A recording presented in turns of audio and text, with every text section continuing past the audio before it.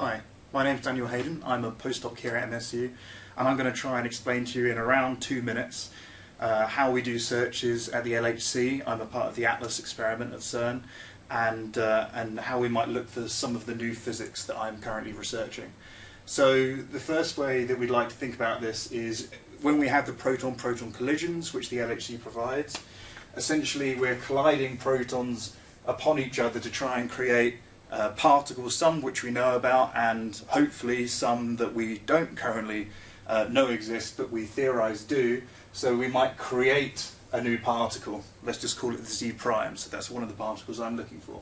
And then upon creating this particle, because it's so massive, usually it will decay very quickly into components, which we then use our detector to analyze and record. And then our job is to kind of take those particles that they decay into, known ones such as electrons, muons, even jets, and try and add them back together to work out what the mass of the particle was that was created by the LHC.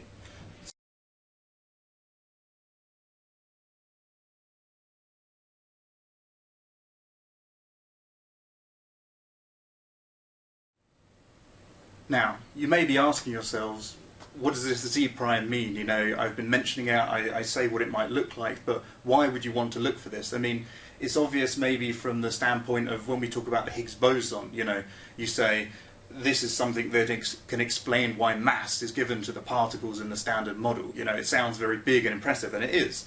But there are other things that physicists are looking for as well. So when I say the Z prime, this is a particle that's predicted from many theories called grand unified theories that try to tie together some of the other forces of nature which currently seem separate.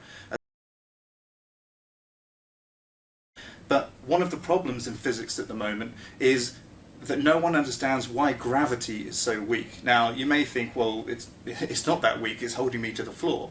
But if you think about it, if you pick up a piece of metal with a handheld magnet, what's going on there is that that small handheld magnet is winning in a tug of war between this small magnet and the gravitational pull of the entire Earth. Okay? So you can start to appreciate how weak the force of gravity really is compared to the other known forces of nature.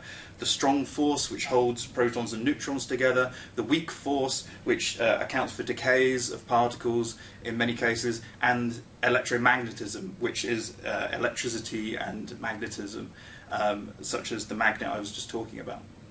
So there are many aspects which we're still trying to understand in physics, and the LHC is a prime vehicle to do that.